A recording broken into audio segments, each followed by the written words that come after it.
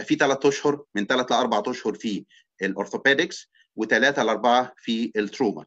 ان شاء الله باذن الله تعالى هناخد كل البرانشز والسب سبيشاليتيز اللي في الاورثوبيدكس. هنبدا بالني، هنبدا بالني ريبليسمنت، ذن ارثروسكوبي، وبعد كده هنكمل بالهيب، then the shoulder, then the foot and ankle, and finally the elbow and hand. بعد كده هنبدا نتكلم على السباين، بعد كده البيدياتريكس، الديفورميتي بلاننج، الاونكولوجي، والميتابوليك ديس اوردرز. بعد كده هنبدا في التروماتولوجي ان شاء الله. الكورس ده ارينجد مع many eminent speakers national and international. وطبعا انا بتوجه بجزيل الشكر لاستاذي ومعلمي والاستاذ الكبير معالي وزير الصحه الاسبق استاذ دكتور عادل بيه العدوي لموافقته وتكرمه بالقاء اول توك في الكورس، وان هو يسعدنا بانه يشاركنا في الافتتاح ان شاء الله. It's a great honor to me that the first speaker will be Professor Dr. Adel Adawy, Professor of Orthopedic Surgery and the former Minister of Health and Population in Egypt. Before we start with Professor Dr. Adel Adawy, we will have a video showing the values and the objectives of this course. May we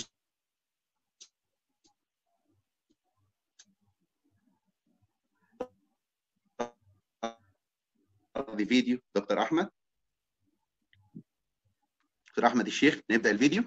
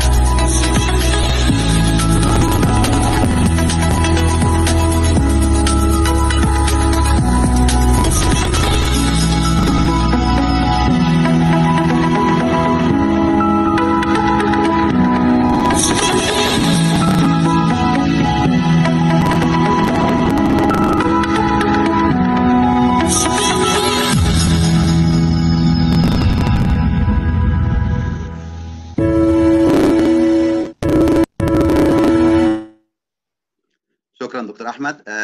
قبل ما نبدا التوك مع استاذنا الكبير استاذ دكتور عادل بيه العدوي، احب جدا ان انا اشكر الاورجنايزنج كوميتي، كلهم بصراحه بذلوا مجهود جبار في الكورس. دكتور محمود ابراهيم، دكتور شريف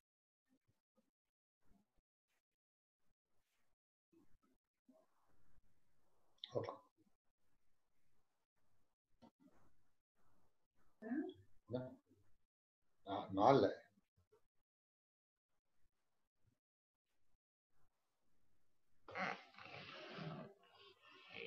هنا نور عندي.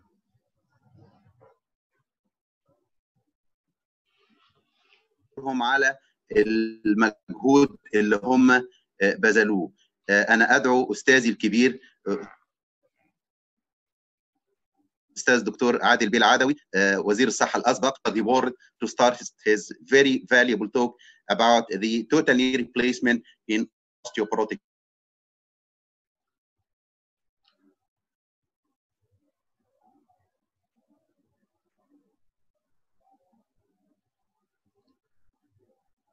patients.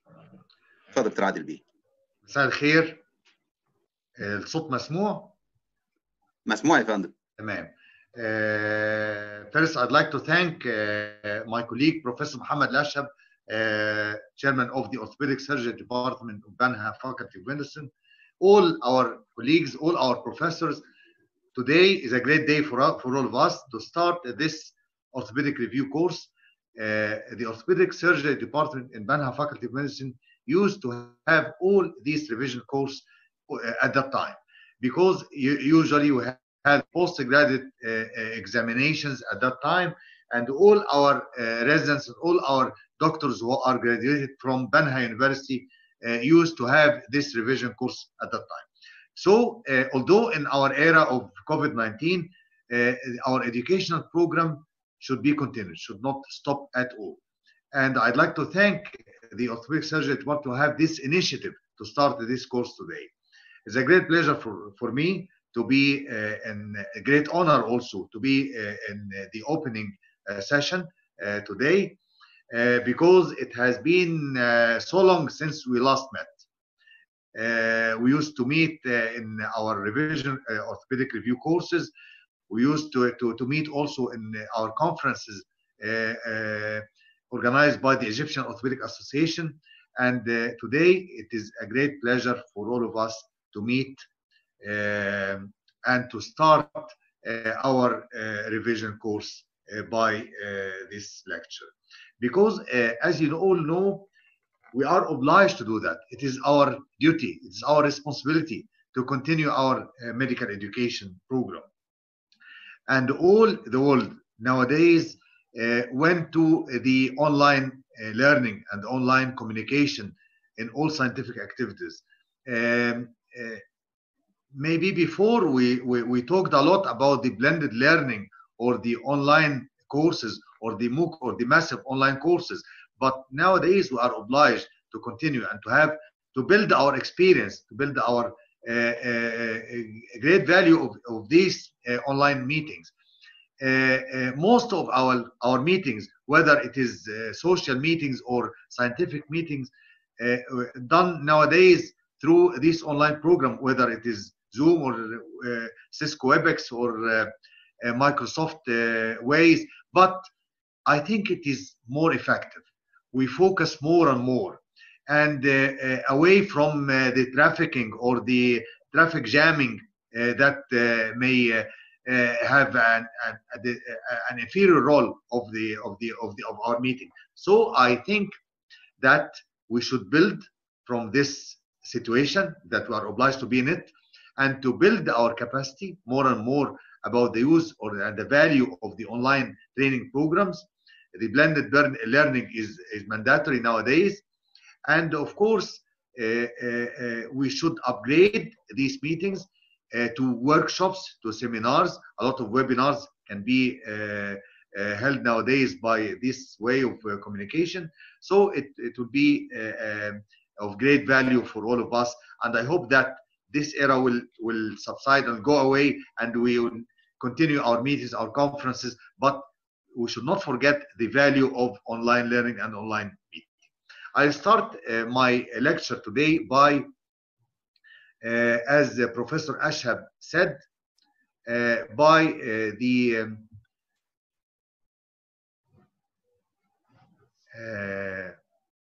I should share a screen now.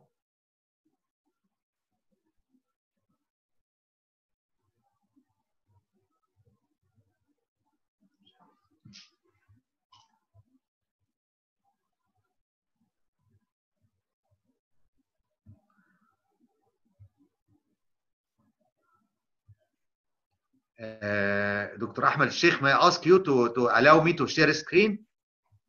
Okay. Yes, done. Is it visible now? Not sir. yet. May I ask you to reshare it again, please?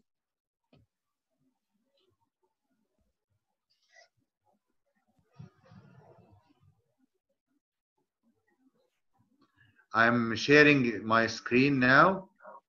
Yes. Okay. Is it visible now? Yes. Yes, sir. Yes. Yes, sir. Okay. I hope it is quite clear for all of you. Yes, quite clear, sir. Yes, I'd like to welcome all the participants, all our colleagues from Egypt, from all Arab countries, from abroad, from India. I know that some of our colleagues are attending from Canada and from India also. I'd like to welcome all of you and to start our first lecture in Banaha Orthopedic Review course by knee arthroplasty in osteoporotic patients. All of us are quite sure that there is a strong relationship between osteoporosis and osteoarthritis. If we consider the advanced knee osteoarthritis and patients are in need for arthroplasty, at the same time, these patients may suffer from osteoporosis, and the poor bone quality, as you know, may affect deleteriously the outcome of knee arthroplasty or arthroplasty in general. There is a paper published in 2009 about the prevalence of osteoporosis in patients with severe hip and knee osteoarthritis waiting for joint replacement. And this paper concluded that there is a significant proportion of patients with end-stage osteoarthritis have osteoporosis as well. And in these patients, if you are going to assess the bone quality using the DEXA machines, the presence of osteophytes in the lumbar spine and the hip may affect the readings of DEXA. And so they recommend that the forearm measurement is a mandatory to assess the bone quality and the bone density of these patients. So there is a great number of patients who are suffering from end-stage osteoarthritis, and at the same time, they suffer from osteoporosis. If we go to the pathogenesis of osteoporosis, all of us know that osteoporosis is a disease characterized by deterioration of the bone mass and at the same time deterioration of the microarchitecture of bone tissue. And these two factors or two ways of pathogenesis of osteoporosis will lead to bone fragility and increase in the fracture risk. And we know also that with advancing of the osteoporosis, the width of the bone cortex itself with age become more marked in osteoporosis, and the widths become less and less in advanced age. The main aim of total knee arthroplasty in presence of osteoporosis is to create a stable joint with pain-free functional arc of motion. And at the same time, we should prevent complications as much as we can. So we should be aware with the value of how we can avoid the complications in presence of osteoporosis. If you go to the osteology and the bone strength, the upper tibia, the trabecular bone of the tibial epiphysis and the metaphysis is responsible for load transmission and load sharing. And the compressive strength of the upper end of the tibia depends mainly on the bone density and the trabecular architecture. We should know that the trabecular bone strength is reduced at a distance greater than 5 millimeters from the surface. For this reason, we should preserve the tibial bone stock during total knee arthroplasty as much as we can, because excessive bone resection will lead eventually to prosthetic loosening later on. The condition is quite different when we talk about the femur, because the highest bone strength found at the posterior aspect of the condyles, with the central area being relatively weak. And the femoral trabecular bone strength is greater with increased distance from the subchondral bone, opposite to this condition in the upper tibia. Because as we have said, that we should preserve as much as we can of the tibial bone stock during total knee arthroplasty. And because more than 5 millimeters from the surface, the trabecular bone strength is reduced.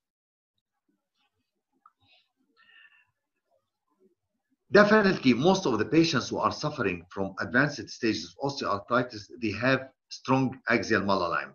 So, because any deviation from the normal mechanical or anatomical axis will lead to abnormal lead sharing between the femoral condyles. If we are going to operate on senile patient, we should differentiate if this patient is suffering from osteoporosis or not, and we should look for a big list of risk factors of osteoporosis. Whether the risk is relative risk or moderate risk or high risk, we should go through all the list of risk factors that may endanger the quality of our bone and eventually will affect the long-term outcome of our arthroplasty. These are also the types of osteoporosis in men. And we should go then to the design of total knee that's suitable for patients with osteoporosis. We should put in our mind very important considerations in total knee arthroplasty when we are selecting the design that's suitable for patients with osteoporosis. The durability is important, the consistency of the design, and the function later on, or the functional arc of motion. And this can be achieved only by proper prosthetic design, proper handling or proper instrumentation, and definitely the proper surgical technique. The first item in the prosthetic design is the constraint of the prosthesis, because in osteoporosis, a less constrained design together with proper recognition of the axial alignment or the limb alignment and proper ligament balancing are mandatory to ensure long-term performance of our prosthesis. Also, when we are talking about the medullary stemmed prosthesis, we know that the presence of a medullary stemmed prosthesis will have a great role in resisting the angular and shear displacement of the prosthesis. And also it increases the area of cement prosthesis interface. Thus, it will reduce the incidence of growth failure later on. This is an example of patients suffering from advanced osteoarthritis with severe loss of the medial compartment, treated by total knee arthroplasty with a medullary stemmed prosthesis, because this patient suffering from severe genivorm, as you know, the presence of medullary stemmed prosthesis, as we have said, will increase the area, increase the stability of the prosthesis, and improve the long-term outcome of the arthroplasty. When we come to the way of fixation of the total knee arthroplasty, definitely cement fixation of the prosthesis is mandatory, and is mandatory in osteoporosis in general, whether we are going to do total knee arthroplasty or total hip arthroplasty. Cement fixation is mandatory in presence of osteoporosis, because it is not cementless prostheses are not suitable for osteoporotic patients because the bony ingrowth is deficient in presence of osteoporosis. This is the way of cement fixation. The target in cement fixation of the prosthesis is to achieve what's called composite structure fixation. And this composite structure fixation, as you have seen, when the bone and the cement and the prosthesis become a single construct or single unit to achieve the composite structure fixation. And there is special considerations during the surgical technique in osteoporotic patients. Proper positioning of the instruments is mandatory, and the accurate bone cuts also is very important. Proper cleaning of the bone surface is mandatory also, and proper cement application, accurate impaction of the implant, gentle impaction without vigorous impactions, and a very important tricky point that the use of Hohmann's retractors during total knee arthroplasty should be applied carefully to avoid perforation of the bony cortices. And we should avoid vigorous retraction of patellar tendon in osteoporotic patients to avoid injury to the patellar tendon. Proper prosthetic alignment is mandatory to achieve long-term outcome, because malalignment will increase the shear effect, lead to shear effect with increase in load in the fixation system, and later on it will lead to loosening. For example, if you put the femoral component in a flexed position, this places the two components in hyperextension, and this will lead to anterior impingement and anterior sinkage of the tibial component. And contrary to that, hyperextension of the femoral component will lead to notching of the anterior cortex of the femur and will lead later on to supracondylar fracture, as we'll see later. This is an example. In the right side, the prosthesis or the size of the prosthesis in the femur is quite reasonable, quite similar to the bone cut, while on the left side we can see that there's a little bit notching of the anterior femoral cortex, either due to hyperextension or either we select a less smaller size. It is quite crucial to select the optimal size for the femur to avoid tightening of the knee and at the same time avoid smaller size that may lead to notching of the anterior femoral cortex. The preparation of bone is quite important in total knee arthroplasty in osteoporotic patients, and we should be aware about the vulnerability of osteoporotic bone. We should use all the available measures to improve fixation and coverage. ايه هي الميجرز دي؟ زي ما قلنا في الأول, as we have said, the level of bone resection, particularly in the upper tibia, it is related to the strength of bone in which the implant will be interface. Ideally, we should make thin cuts that will expose surface of a relatively dense and strong cancellous bone, while thicker cuts will expose less strong bone. زي ما قلنا, more than 5 millimeter from the surface of the upper tibia, this will we can face or can see a less strong bone أكثر من 5 millimeter from the upper surface. Again, full coverage of the tibia is mandatory. Don't leave the tibial plate to be rest on the cancellous bone. It should rest on the bone cortex, not on the cancellous bone, because the subsidence may be the long-term problem of putting the plate or the tibia on the cancellous bone. And the value of that to distribute the load over an area of cancellous bone that is as large as possible, reducing the incidence of loosening later on. How we can manage bone defects in osteoporotic patients? Bone graft is the rule, because defects more than 6 millimeters should not be dealt with bone cement. If the defect is more than 6 millimeters, bone grafting is mandatory. We can take bone from the distal femoral cut and rotate it and fix it with the screws, as we have seen in the photo in front of you. Using the inlay bone graft, taking bone from the intercondylar notch using a self-locking mechanism, as you have seen. Anyhow, any defect more than 5 to 6 millimeters should not be dealt with bone cement, and we should graft the defect as much as we can. The use of custom prosthesis or modular system with wedge, as you have seen, using a massive, in presence of massive bone loss of one condyle, we can use block augmentation and stem extension using long stem. A very crucial step in the surgical technique of total knee arthroplasty in osteoporotic patients is the cementing technique. This is the art of how to cement the prosthesis. The proper technique means good intrusion of cement in the cancellous bone to achieve what is called micro-interlock and micro-fixation. And the micro-interlock or micro-fixation is related to the viscosity of the cement, the porosity characteristics, the pressure of application, and how far we clean the bone surface. Ideally, the cement should penetrate in the cancellous bone surface to a depth of 3 to 5 millimeters. Less penetration than 3 millimeters does not ensure the micro-interlock. And penetration more than 5 millimeters is unnecessary and may induce what's called necrosis of the bony trabeculae. Cleaning of the bone surface is an essential step in the pre-cementing preparation. Cleaning of the cancellous surface is best achieved with a thin, high-pressure stream of sterile saline.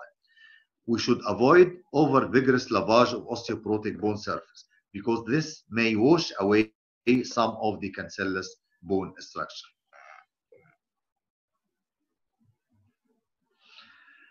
Application of cements, there is several types, but if we use the pre-insertional pressurization using the digital method, the usual method of pressurization during total knee arthroplasty, using the cement, which is just become doughy after mixing for less than 3 minutes, قبل ما يبقى عجينه، قبل ما يبقى doughy immediately, it is used and therefore has better intrusion than the cement in the advanced doughy stage. If you use the cement in the advanced doughy stage, the value or the capability of the cement to intrude and to induce the micro interlock and micro fixation will become less.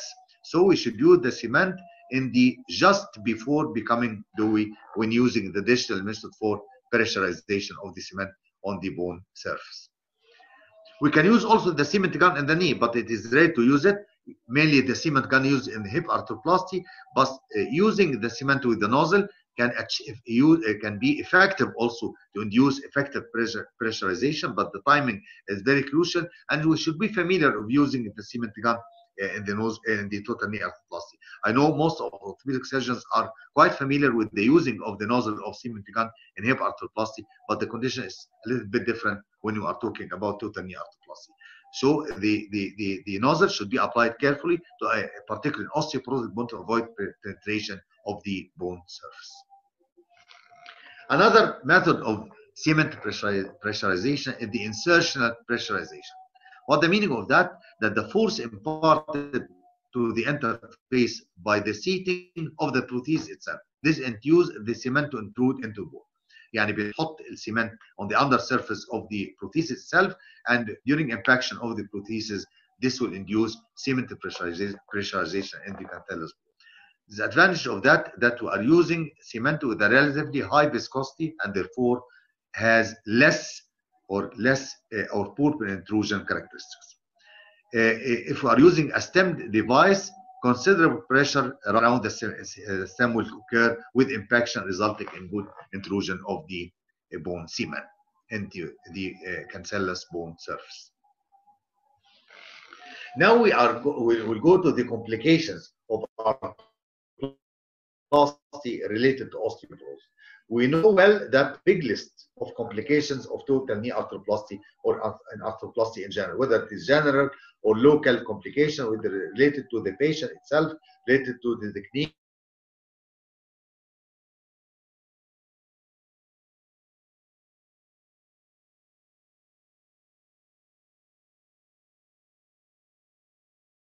when we are doing arthroplasty, osteoporosis in general, whether hip or knee. Aseptic loosening is the most common cause of failure in knee arthroplasty. It usually affects the tibial component. And when we are talking about aseptic loosening in tibial component in knee arthroplasty, there are 4 separate but interdependent mechanisms of aseptic loosening. The first is the gross movement, second is the micro movement, third is the cancellous failure, and the fourth is the biology of aseptic loosening. Gross movement means there is tendency of the implant to move with respect to the adjacent bone, and it depends on the shape, design, and fit of the implant, nature, and magnitude of the ideal fixation. The micro movement means that there is poor interlock of the cement, as we have said, particularly in the bone cement or cement prosthesis interface. It is gradual. There is gradual resorption of the bone around the implant itself, and this resorption is replaced with fibrous tissue. This is the mechanism or the second mechanism of aseptic loosening, which is micro movement, and it occurs gradually.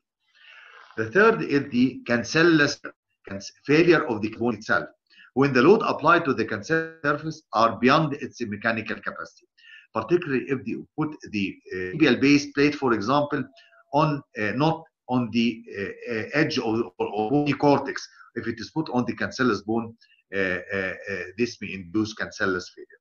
Whether it occurs by subclinical subsidence gradually,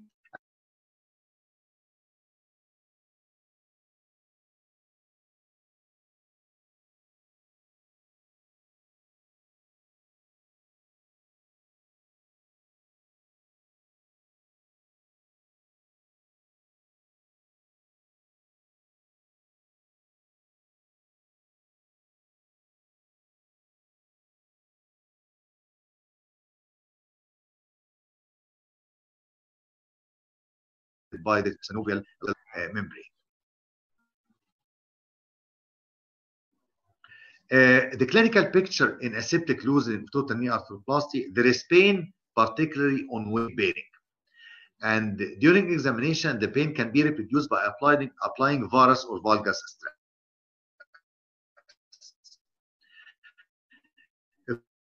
If we take this and increase in width on serial films. And definitely the technetium bone scan is diagnostic with increased uptake in the area of aseptic loosening. Also in osteoporosis, several studies using computed tomography showed loss around the loose component. And the treatment of aseptic loosening in total knee definitely is surgical revision. But we should differentiate between aseptic loosening, and aseptic loosening is another category of prosthetic loosening also. But we are talking now about the loosening as a complication related to the poor bone quality or osteoporotic patients. The second complication in total knee arthroplasty related to osteoporosis is the periprosthetic. And definitely, when you are talking about fractures or fractures, osteoporosis is the most common risk factor for periprosthetic fractures after total knee arthroplasty. And the difficulties in management of periprosthetic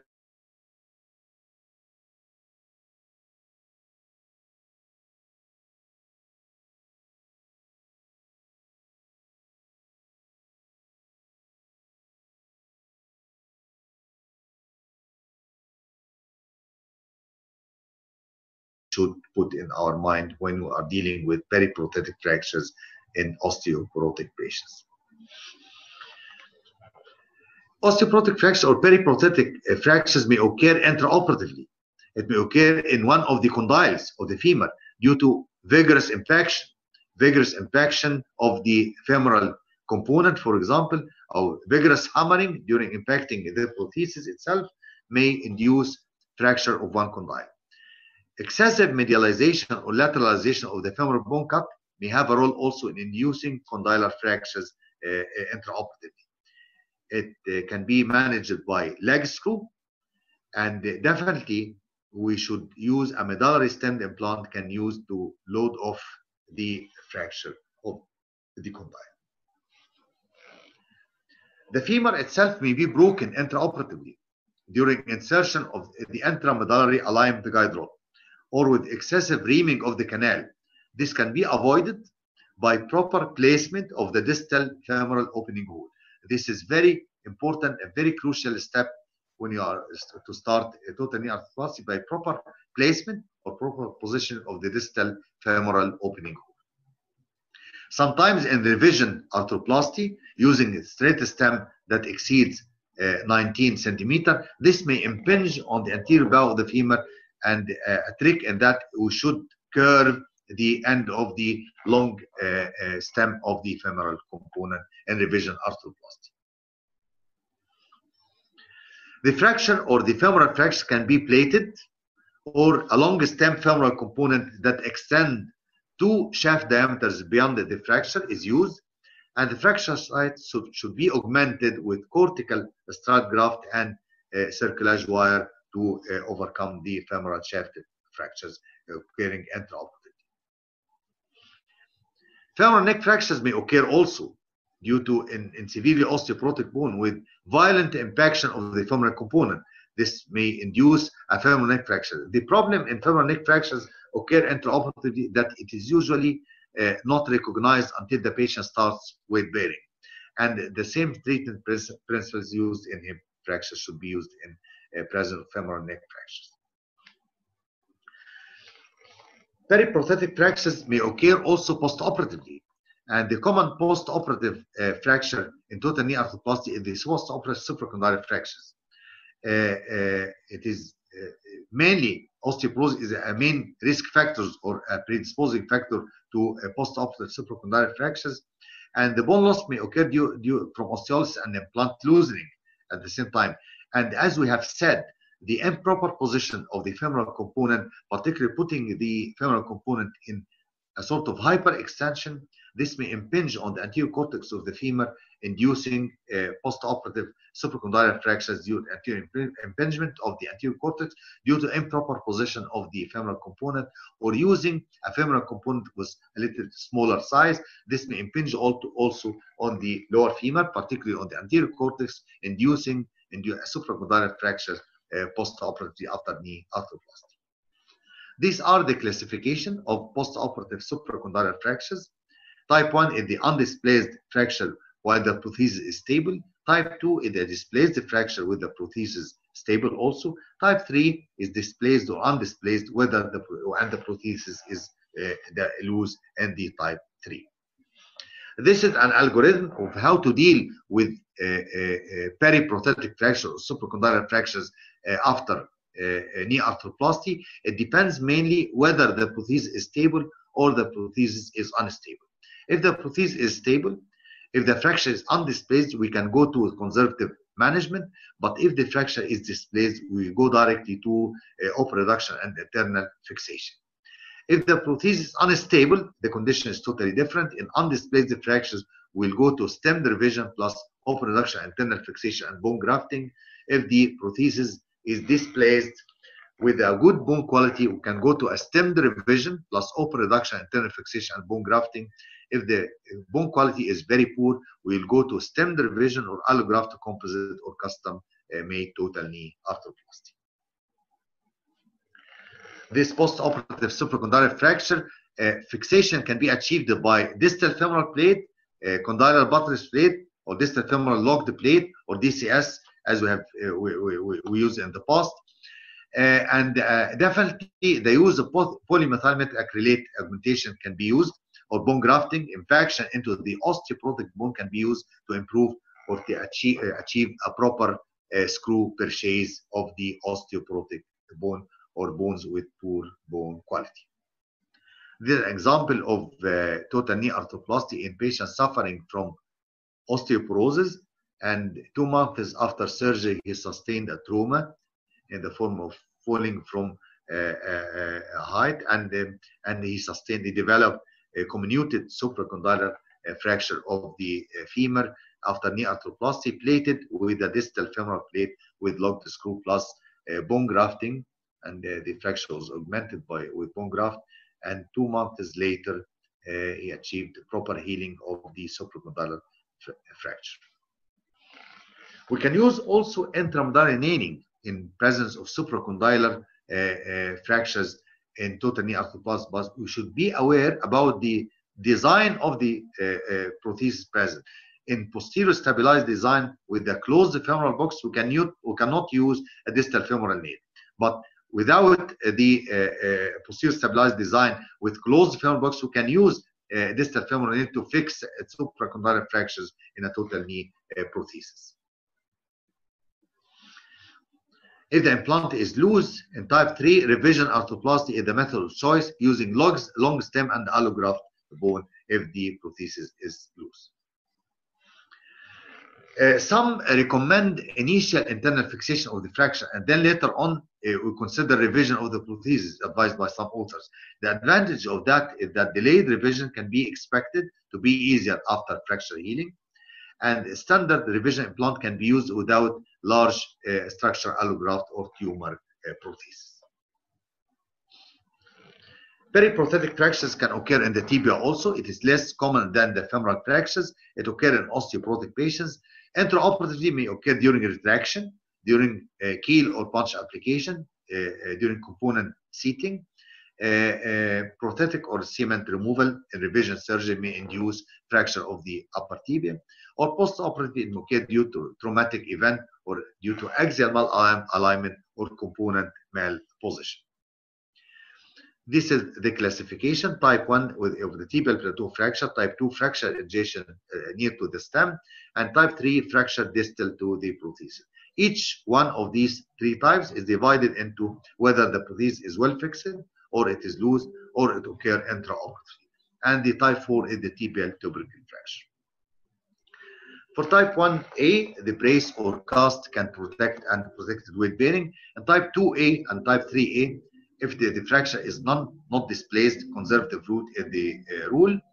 And if it is displaced, we can use open reduction and internal fixation in type 1, 2, or 3 with a loose prosthesis revision with a long stem tibial component is the rule in management of these cases. Intraoperative fractures should be dealt with internal fixation, bone grafting, and long stem tibial component. And in type 4, if it is undisplaced, we can immobilize the patient in extension. If the fracture is displaced, we can go to open reduction and internal fixation using intraoperative tension band wiring. In revision surgery, the presence of osteoporosis is a quite challenging situation because the prosthetic removal should be done in a gentle stepwise manner. Using small osteotomes, using giggly saws are quite helpful. Long stem components or bone graft and augments should be used to obtain the maximum or the optimum stability. And as we have said, defects more than 5 to 6 millimeters should not be dealt with bone cement only. And all the precautions regarding the ultimate stability and proper biomechanic correction of the final construct are quite important to be put in our consideration in dealing with revision surgery or revision arthroplasty in osteoporotic patients. Definitely, the post-operative rehabilitation protocol, post-operative mobilization, and the timing of weight bearing are quite crucial in patients underwent total knee arthroplasty in presence of osteoporosis. Post-operative X-ray should be assessed properly to detect early loosening in the prosthesis. And great care during manipulating patients. If the patient is in need for manipulation under anesthesia, for example, or suffering for a sort of stiff knee, we should gently manipulate this knee. And the follow-up X-rays to detect early wear osteolysis and the stem subsidence should be also properly revised.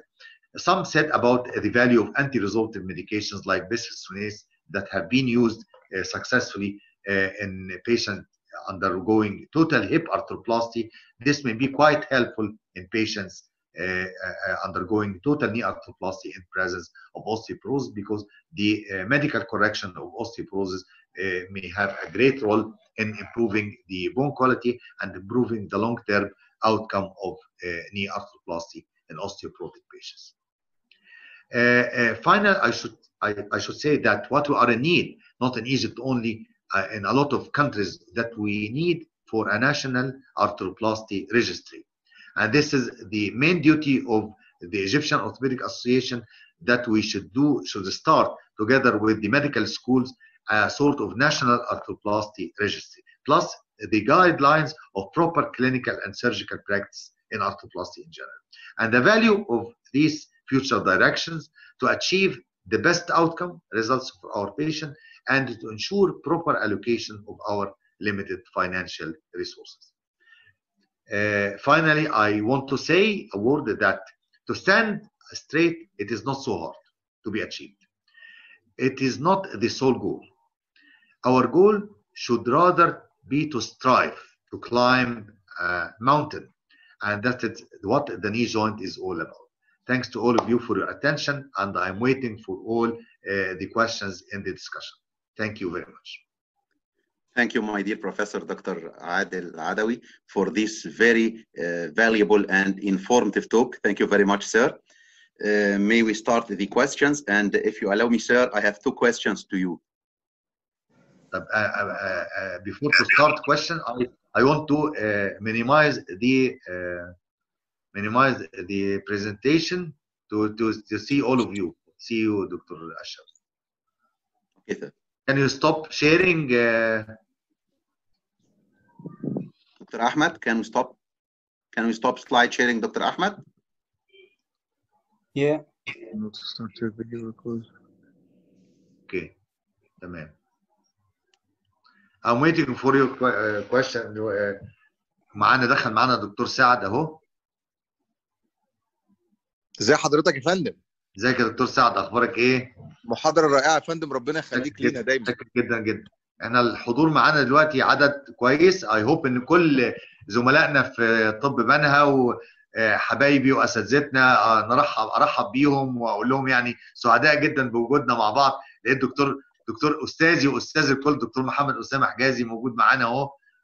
كبير لنا يا فندم. يعني نلتقي ونلتقي وجها لوجه، كلنا وحشنا بعضنا، يعني مش حد، لا كلنا وحشنا بعض ونفسنا ونلتقي في مؤتمراتنا ونلتقي في اجتماعياتنا ونسمع بعض ونلتقي مع بعض. يمكن العلم بيجمعنا، لكن احنا الحب والود واللي بينا العمر كله في اسم جراحة العظام في طب بنها، ده شيء عظيم جدا جدا يعني معلش سامحوني بتكلم بالعربي الزملاء اللي مش معانا، لكن دي يعني اور فيلينجز. يعني احنا كلنا الاسم ده اتبنى على الحب، واتبنى على التفاهم، واتبنى على روح الفريق، وليه علامات واسس مميزه، وهيفضل طول عمره كده بيكم انتوا. يمكن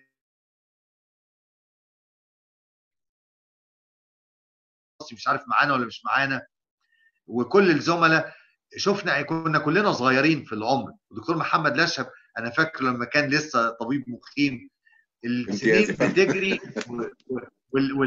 والنهارده اللي بيشغل وظيفه طبيب مقيم او معيد او مدرس مساعد يبقى في يوم من الايام مكاننا. اي هوب ان احنا ان شاء الله يعني نكون نجحنا في احنا نوصل الفكره ان روح الفريق هي عنوان النجاح، والحب والود اللي بينهم وبين بعض ده يستمر ان شاء الله باذن الله، ونقدر يعني نكون دايما قسم يحتذى به، ودايما الناس تشاور علينا وتقول الناس دول نجحوا في ارساء قواعد معينه في العمل الجماعي وفي العمل الممنهج في التعليم الطبي بصوره عامه. اللي انا فتي بس عايز اقوله ان الميديكال اديوكيشن دلوقتي بيمر بمنعطف خطير جدا. الميديكال اديوكيشن ان جنرال على مستوى الاندر جراديوت وعلى مستوى البوست جراديوت، والمنعطف الخطير او التشالنج الخطير اللي بيقابلنا في الميديكال اديوكيشن هو ان احنا مش قادرين نلتقي ومش قادرين نجتمع، مش قادرين ننظم محاضرات وننظم ورك شوبس وننظم سيمينارز زي ما كنا بنعمل الاول. الفايده اللي موجوده في الاونلاين ليرنينج دلوقتي فاليو عظيمه جدا. We should build our capacity in the online teaching, online learning، لان later on او المستقبل اللي جاي دلوقتي this year and the next coming years definitely it will depend on the online medical education, online courses in general. The way of our communication itself, I think that we communicate easily دلوقتي عن طريق الويبينار او عن طريق الزوم ميتنج افضل بكتير من اللونج ديستانس ترافيكينج او اللونج ديستانس ترانسبورتيشن that may sometimes بيبقى صعب علينا او ان احنا نلتقي. فاي هوب حتى ان شاء الله after the era of COVID-19 نستطيع ان احنا نكمل مشوارنا by this technology. The value of the IT technology that help us to overcome a lot of troubles, a lot of obstacles that may face with the traditional way of meetings, traditional way of communication. ان شاء الله يعني نلتقي في مرات قادمه باذن الله على خير، ويكون this course is a successful course for all of us, satisfactory for all the participants, and also of great help for all of us to exchange our experience regarding the topics discussed in our conference this day. انا معلش خدت من وقت حضراتكم كتير، انما كان لازم اول ما الاقي زمايلي موجودين ارحب بيهم ونسعد بلقائهم جميعا ان شاء الله. احنا منتظرين الاسئله يا دكتور اشرف، اتفضل. الاول احنا نشكر سعادتك على ال very valuable and informative talk. وانا الاونلاين كورس انا بقالي شهر بحلم بيه، وبحلم بان احنا ننجزه، وهو لا يمكن كان يخرج لي الواقع بالصوره الجميله اللي احنا بلاننج ات الا بسبورت اساتذتنا، سيادتك دكتور جمال بيت، دكتور اسامه حجازي استاذنا الكبير، وكل اساتذتنا اللي مشرفينا في كل مكان يا فندم. فانا بشكر اساتذتنا جزاهم الله كل خير على السبورت اللي عملوه لنا في الاونلاين كورس. انا ما كنتش جاست عايز اعمل توك او اتنين، انا كنت بحلم حضرتك بيه اونلاين كورس about the whole orthopedic subspecialties, whether it is orthopedic or trauma. وده الحمد لله اللي احنا planning in about 6 to 7 months we will achieve it, discussing the whole orthopedic curriculum بكل اساتذتنا والناشونال والانترناشونال سبيكرز. لو سمحت لي سيادتك ان انا ابدا الكويستشنز. اتفضل. هو بالنسبه لحضرتك للتيبيال كات، حضرتك انا لو عملت tibial cut, if I do a tibial cut and I found a defect which is mainly medial more than 5 to 6 millimeters, do you prefer, sir, to fill it with grafting or trabecular metal wedges? يعني هي كل الريكومنديشنز زي ما اتفقنا ان اي بون ديفكت particularly on the medial side، معظم الديفكتس بتبقى على الميديال جوينت لاين او medial tibial condyle, whether it is in the middle, anterior or posterior. بعض الأحيان تبقى posteromedial defect على ال upper tibia. If it is less than 5 millimeter, we can deal it with bone cement. If it is more than 5 to 6 millimeter, it's much better to graft it. Bone grafting will be a long term, is quite beneficial and quite healthy for the bone surface more than the tibial wedge. If it is more than that, we can use the tibial wedge. Definitely, most of the manufacturing company market for the use of the tibial wedge just to save time and to use one construct of the tibial component.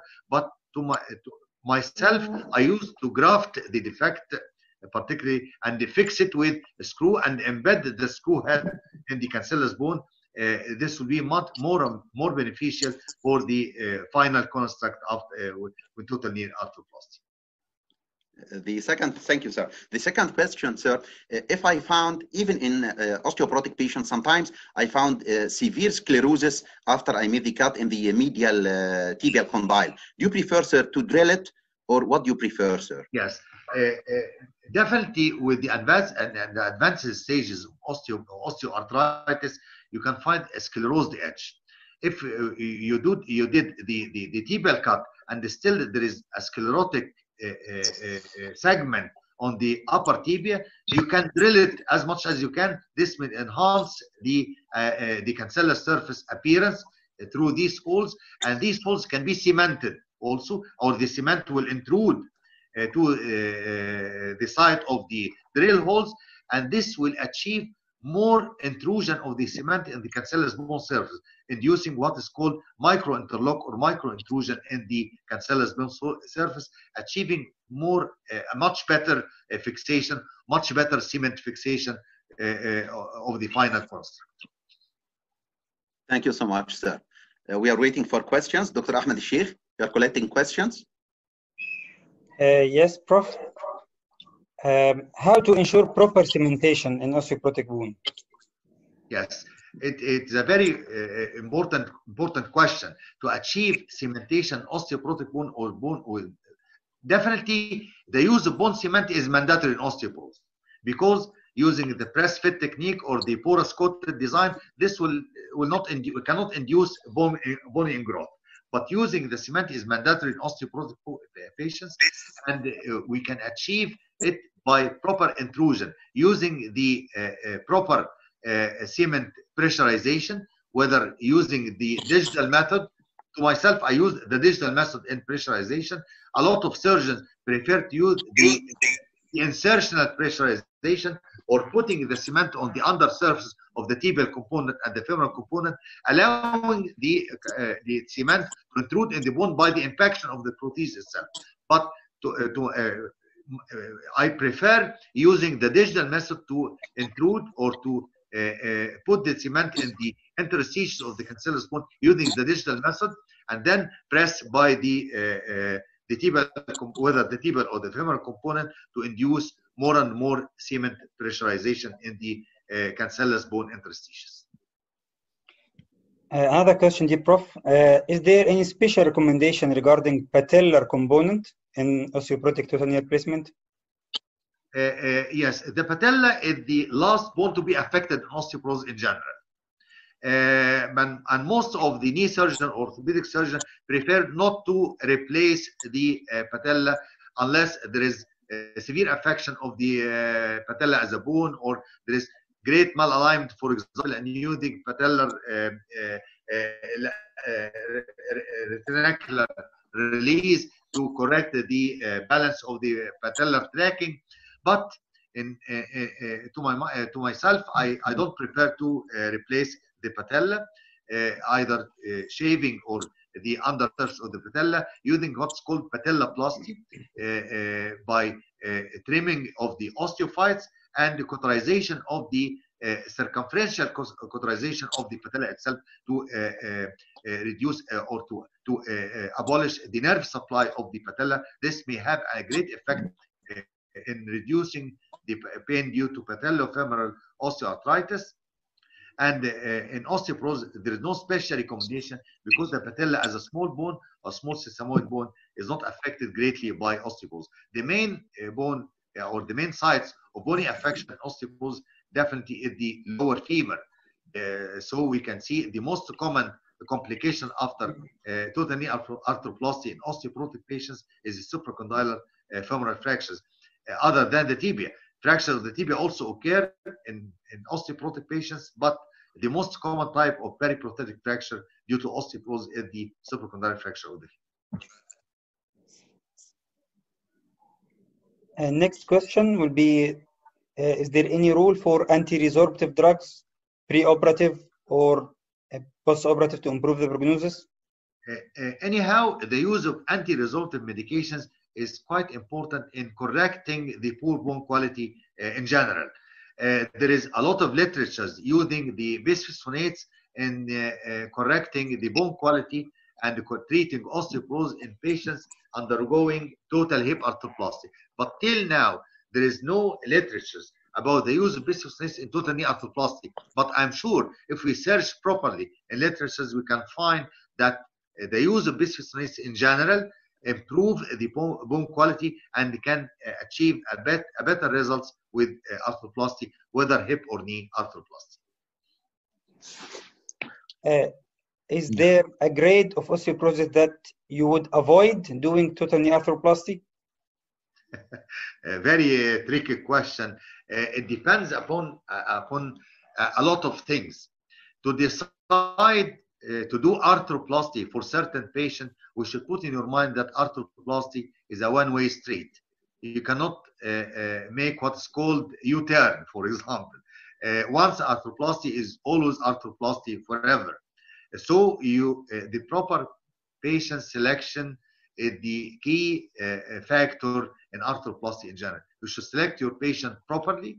You select and identify properly the demands of your patient, and select the optimum timing to do your surgery. Regarding a lot of things, you should make a sort of global assessment of the patient to have the better results.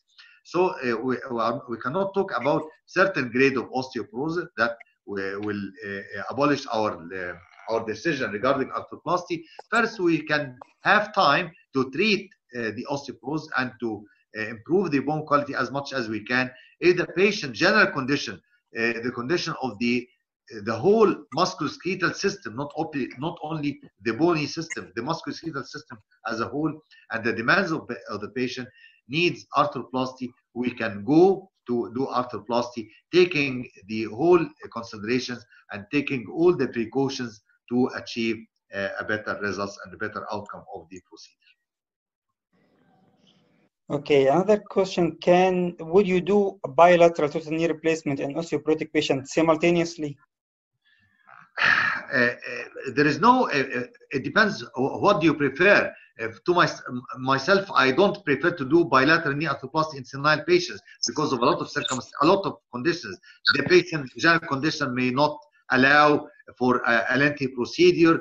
Sometimes the amount of blood loss during surgery or after surgery, the rehabilitation protocol, the post-operative pain, because sometimes patient with knee arthroplasty may suffer post-operative pain, and this pain may last for at least 1 month. Sometimes I used to tell my patients that you may suffer some pain post-operatively, and this pain may last for one month, for example.